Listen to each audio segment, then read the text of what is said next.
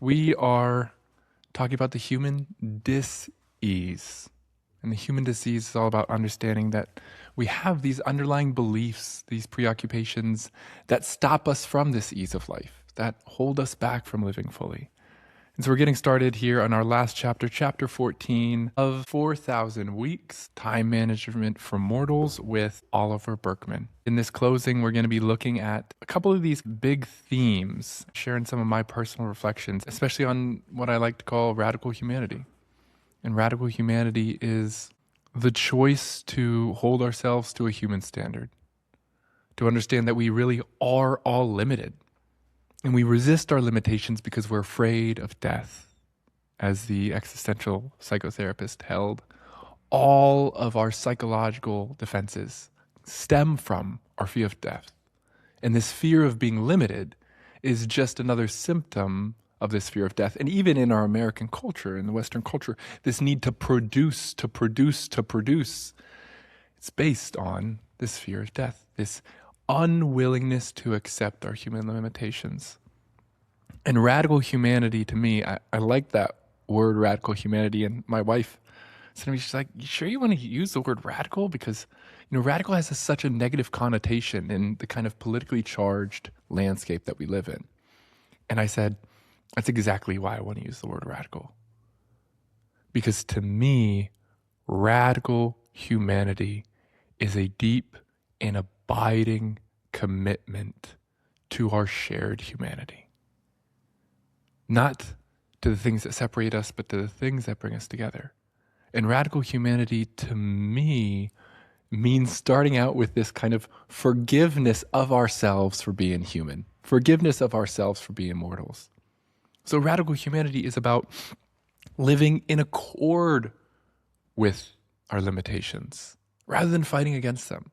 To recognize that we will fall and we will fail over and over and over and over and over again.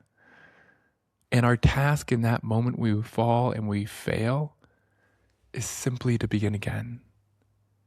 You see, each moment, this moment right here, it's absolutely, completely new. And so you may be tuning in to this Instagram Live. You might be listening to this later on, but I want to just invite you to recognize that in this moment is completely new. You've never been here before. And this is the beauty of the present moment. When we surrender to it, we let go of our thoughts about how things should be, how things need to be, how things can or can't be. And instead, as the Zen Buddhist tradition says, we flow like water around the rocks rather than fighting with them. This whole book has been sketching out our tendency to fight against reality. As he says here on page 215, the reason time feels like such a struggle is that we're constantly attempting to master it, to lever ourselves into a position of dominance and control over our unfolding lives so that we might finally feel safe and secure and no longer vulnerable to events. We have this dream that someday, sometime, we're going to get everything together and then life will kind of open up. And so we can feel like we're on the cusp of getting things together, having a perfect system in the productivity world. Maybe in the mental health world, it's healing, right? When I'm healed, kind of then my life will start. This dream of somehow one day getting the upper hand in our relationship with time is the most forgivable human delusion, because the alternative, that we don't have control, is so unsettling. But unfortunately, the alternative is true. And so as long as we're fighting against reality, we are doomed to fail. And it's because the quality of time is so limited that we will never be able to reach the commanding position of being able to handle every demand that be thrown your way. You'll never be able to pursue every single ambition that feels important. And instead, you will be obligated to make tough choices. And so if we have this sense that one day everything's going to open up, whether it's, okay, when I get to college after college, when I get a job, when I get a partner, when I get married, when I have kids, when I get that promotion, when I retire, when I get the house, when I get the car, we give our freedom and our happiness in the now away as prisoners in the future. And then we get there and we're not even able to accept it. This is all that we get right here, right now. There is no time later. Later doesn't exist. It really is all right now. And this idea that we could master time has this faulty presumption that we're somehow outside of time, but we're inside of it. To master time would mean splitting off from it. But where would we go? Time is the substance I am made of, writes Jorge Luis Borges. Time is a river that sweeps me along, but I am the river. Time is the tiger which destroys me, but I am the tiger. It's the fire which consumes me, but I am the fire. There is no escape from the insecurity and the unpredictability of life. There is no later when I get everything in line. And that's one of the things that he reflects on at the end of this book, is this realization in adulthood that nobody has it together. Everybody's just flying by the seat of their pants. When we're children, it makes us feel safe to assume and project that our parents have it together, because we don't want to admit, it'd be frightening as a child to admit that our parents are not sure how life works. And so then we grow up and we realize, like, okay, well, maybe our parents don't have it together, but organizations have it together. Schools have it together. Newspapers have it together. And everything that I've learned in all of my work in organizations and with people is that everybody's kind of just figuring it out. But when we have these false beliefs that we need to have it together, that someday we'll have everything together, that someday we'll get things worked out, we miss life right here. As Marie-Louise von Franz, a Swiss psychologist, says, there's a strange attitude and a feeling that one is not yet in real life. For the time being, one is doing this or that, but whether it's a relationship, a job, it's not yet what we really wanted. And there's always a fantasy that somewhere in the future, the real thing will come about. The one thing dreaded throughout by such a man is to be bound to anything, whatever. There's a terrific fear of being pinned down, of entering into space and time completely, and of being the unique human that one is. I felt this so acutely in this past year. I started this Instagram in May and it blew up. It gained a lot of growth and popularity, and I had a couple videos that went mega viral, and I started thinking, like, oh my gosh, maybe this is it, right? We talk about this fantasy that everything will open up. I thought, maybe this is it. Maybe I'll have this Instagram, this social media. It'll go mega viral. I'll be able to make money to support my family. And then, like, the rest of life will kind of be taken care of. What I learned is that it's a lot harder than that. And then what I realized is that because I had hoped that this growth might somehow just open up and make everything easy, which surely it's provided some opportunities, but because I hoped that, because I had this fantasy, this fantasy that things would open up, even as we're talking about it now at the end of this book, I started to pursue things that actually didn't matter as much to me. And what I lost track of, what I got disconnected for, what was less relevant was actually what I'm doing here, right? Building a brick and mortar therapy practice. And so this quote here, there's a terrific fear of being pinned down, of entering space and time completely, and of being the unique human that one is. there was a point at which I realized, like, wait, like, I don't want, there's a wonderful quote. The quote is, growth for the sake of growth is the ideology of cancer. And I realized that I had fallen into this cancerous mentality of trying to grow for the sake of growth.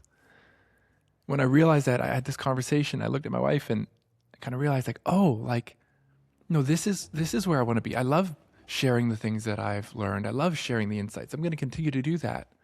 But I don't want to just grow for the sake of growth. I don't actually necessarily want to just try to grow. What I do want to do is I want to share. And sharing for me begins right here in my local community, building practice, a therapy practice that can be trusted, be support for people in need.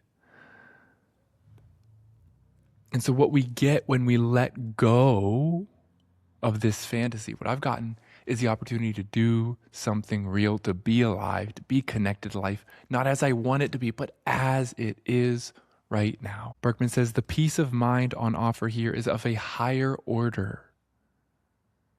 It lies in the recognition that being unable to escape from the problem of finitude isn't a problem. Being able to escape from our own constriction isn't a problem. It's just what life is. What makes our limitations unbearable is the belief that they could be cured. This is radical humanity, a radical embrace of limitations. But there's this French poet, Christian Bobin, who says, this recognition. I was peeling a red apple from the garden when I suddenly understood that life would only ever give me a series of wonderfully insolvable problems. With that thought, an ocean of profound peace entered into my heart. That life will only ever give us a series of wonderful, insolvable problems. Problems are not the problems. Our problem is our unwillingness to recognize that this is what life is, to accept life on life's terms, rather than to try to make life fit into our terms. And so there's 5 questions that he gives us here on page 222, and we're reading from 4,000 Weeks, Time Management for Mortals by Oliver Berkman. If you want to join, you can comment book club in the comments, and I'll send you a link to my reflections in this video. But Berkman gives us 5 questions that I think are really evocative, very, very helpful. And he also gives us this note that what's important isn't necessarily to answer the questions all the time, but sometimes it's just to live them. Sometimes sitting with the question itself is far more profound than the answer that we can find, and this is called meditative inquiry. I like to use this analogy where a lot of times in life we ask a question and then we go searching for it, and it's like we cast a pole with a hook on it, like we're fishing. We cast it out into the water, we ask this question, and then what we do is we jump into the water and swim around and try to find the answer. And when we jump in the water and we swim around and we try to find the answer to life's questions, a lot of times we scare them away. But instead, in this form of meditative inquiry, what we do is we ask the question and then we let go of the agenda to answer it. So we drop the question in the pond, we just sit with it, and then we tune into our experience, not into our intellect. We tune into our lived experience. And so there's a way that we can actually marinate with the questions that reveals things that the intellect could never reveal. So I want to invite you to kind of sit with these questions in this way here. And the first question is this: where in your life or your work are you currently pursuing comfort when what's being called for is a little bit of discomfort? And I'd welcome you to drop these in the comments as well, just your reflections and your thoughts as we're working through these things. Where in your life or your work are you currently pursuing comfort when what's being called for is a little discomfort? We have this tendency to avoid anxiety. And so when discomfort comes up, most of our decisions are reactive. We pull out our phone, we run away, we withdraw, we collapse, we react.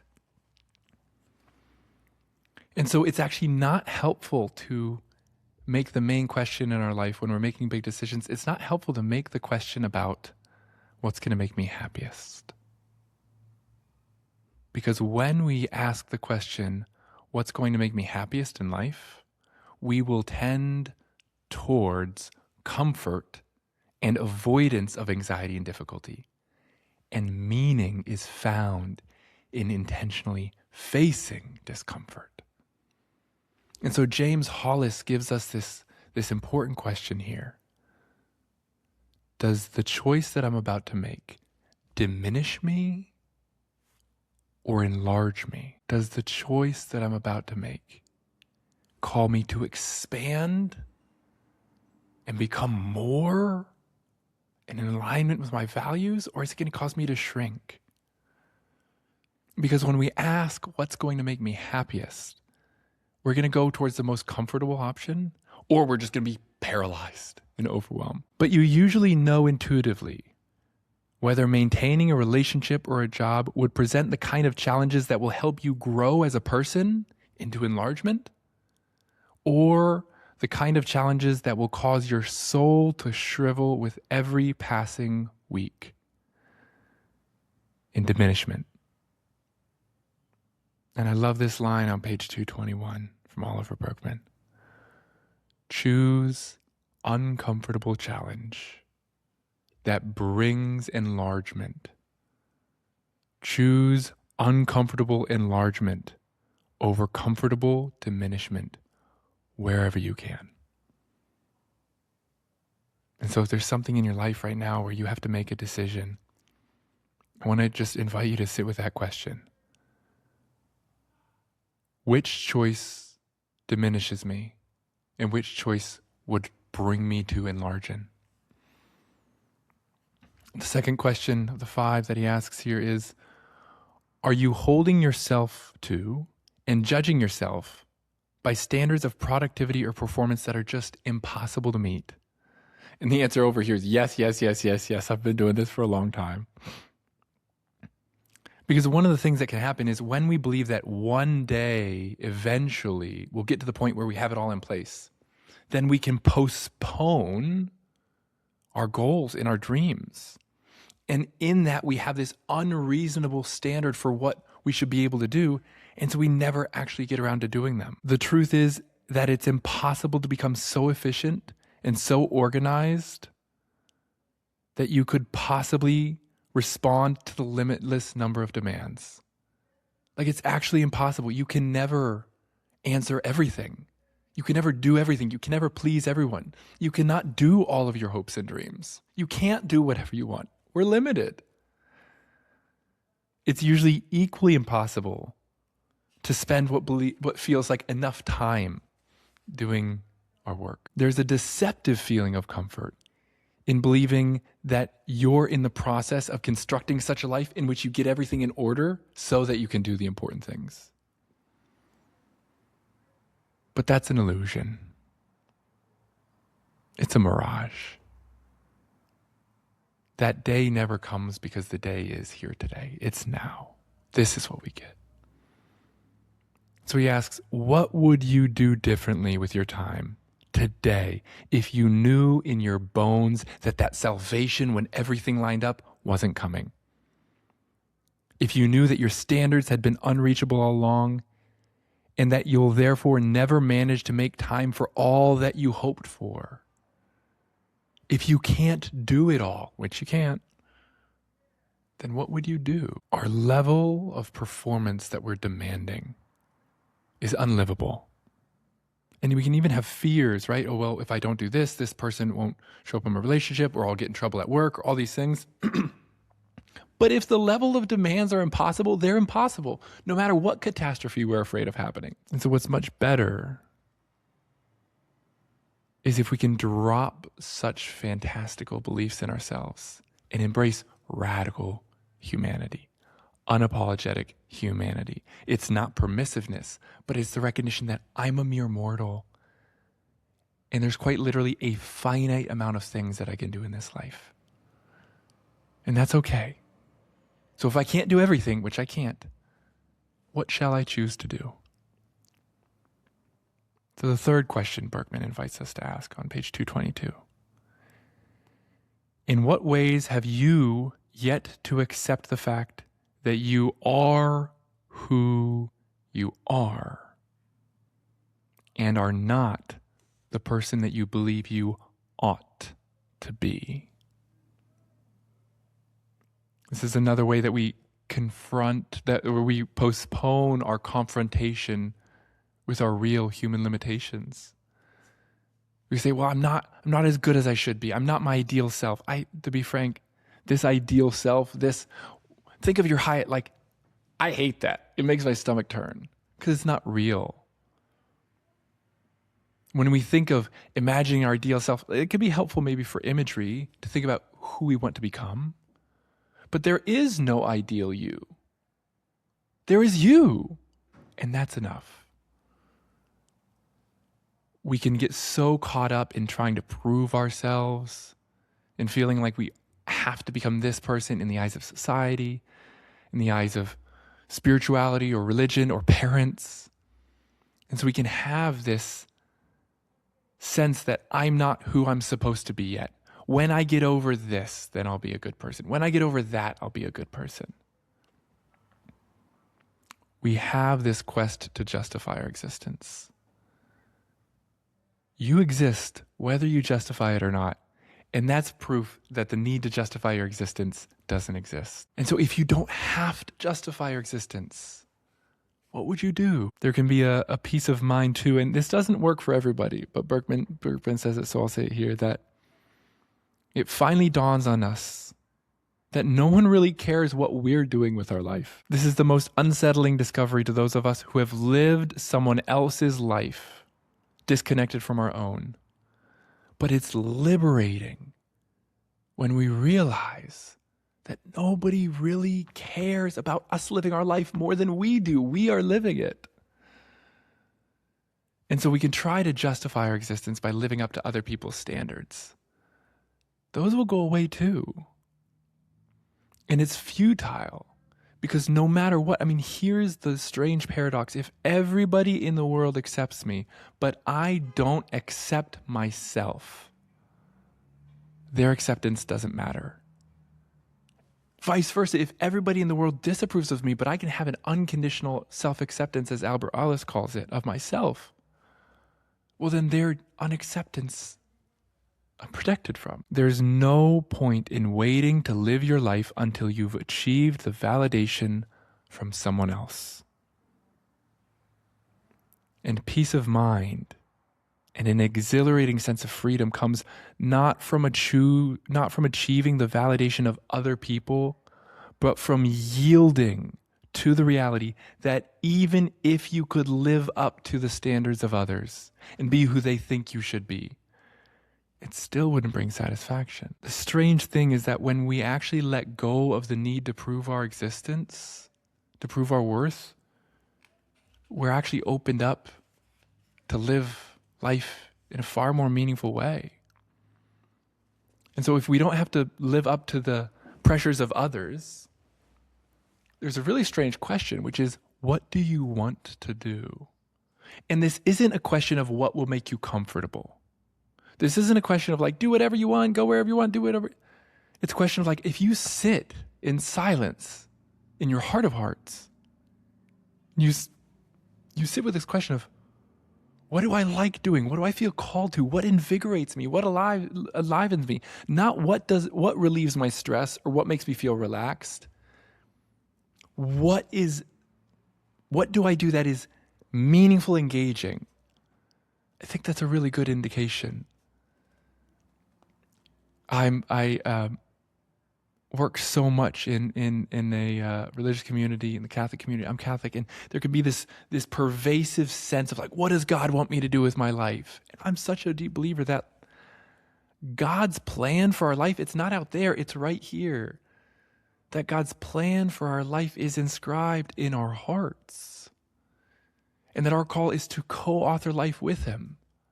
not to figure out what we should do, but to do what we're feeling called from the inside to do. So the fourth question here that Bergman asks us is, in which areas of our life are you holding back until you feel like you know what you're doing?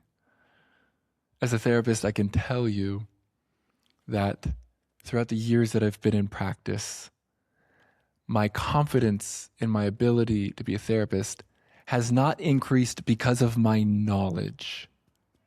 My confidence in being a therapist has increased because I've been able to increase the tolerance for not knowing. And that's almost mostly what therapists really are called to do, is to hold the space for uncertainty. As Erich Fromm says, our task is not to feel secure, but to tolerate insecurity. Because that's the greatest given in life, insecurity and change. Bergman talks about, and I find this so relevant too, and y'all can drop me a hands up emoji in the comments if you've seen this. Every time that I've worked at an institution, or even when it was in high school or getting to college or working in other institutions, every single time I was amazed as like, wow, this is kind of like hanging on by a thread. I was amazed by this fact that like people don't really know what they're doing. All these businesses, all these institutions, people are just kind of winging it and getting through, getting along. And so it's alarming to face this fact that we might never feel like we know what we're doing. But it's liberating too, because it can free us from this comparison. Because everybody's in this same boat where nobody knows what they're doing. Everybody's pretending. Some pretend really well to know what they're doing. Some maybe know what they're doing more than others. But at the core of it, in this human experience, there's something inextricably bound to the human experience of not knowing. And when we can allow ourselves to be comfortable in the uncomfortable of not knowing, well then, if I don't have to know who I am, I can be who I am. When I can let go of this rigid frame of identity that I'm trying to fit myself into, I can be however I am in that moment. And that's me. And this is one of my favorite definitions of personality from John Paul II. He says personality is the spontaneous expression of love. When we can let go of this pressure to know what we're doing, to have this image, well, then we can actually allow ourselves to just begin again. And that's really the core throughout all of this for me, is this skill of beginning again. And the final reflection point here is, how would you spend your days differently if you didn't care so much about seeing your actions reach fruition? If you didn't have to see the fruit, what would you do differently? He talks about the causal catastrophe, which we talked about in chapter 8, which the causal catastrophe is this belief that the only and truest value of how we spend our time is always judged on what we get out of it. This is what our culture is inundated with. We are drowning in this belief of instrumentalism, that things are good because of what they bring about. And so if you did not have to see the fruits of your labor, if you did not have to justify your work by what it produced, what would you do? What would you do if you didn't have to see the result? If what you were doing was doing it for the sake of itself, rather than for the sake of what it produces? Because these are the highest goods in our life. And he talks about a father-son team that's attempting to catalog every tree in the world's remaining ancient forests. That's crazy. It's impossible. They're never going to do that. Or an astronomer that's sitting at her desk scanning for signs of life in the solar system. But he says, within these people, they all have these shining eyes of people who know they're doing things that matter and who relish their work precisely because they don't need to produce them. They don't need to convince themselves that their contributions will provide a decisive fruit while they're alive. They're freed of the shackles of producing something because they're committed to the process rather than the product. If you never had to see the result, what would you do with your life? For me, this is most relevant for me in parenting. My commitment to myself, to my children, to the world is to heal from the pains and the hurts that I've inherited so that my children can engage in the world free from some of the baggage that I had.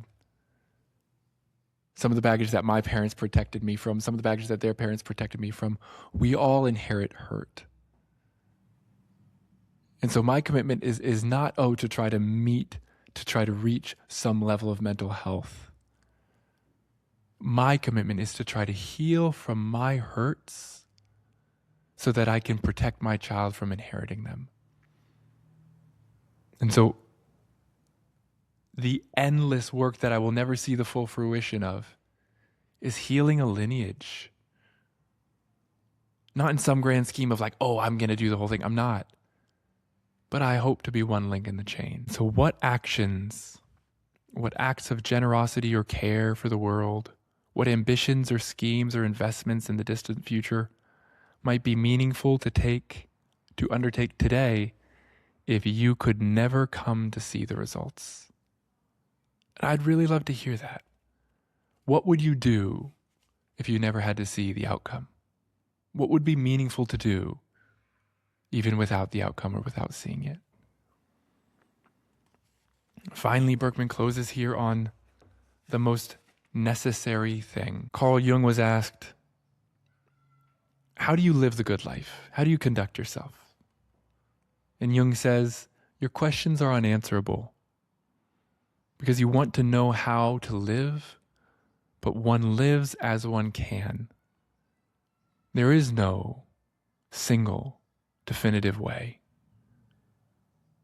But the individual path, it's one that you always make for yourself, which is never prescribed, which you do not know in advance, and which simply comes into being when you put one foot in front of the other. The sole advice here is to do the next most necessary thing. And if you do with conviction the next and most necessary thing, you are always doing something meaningful.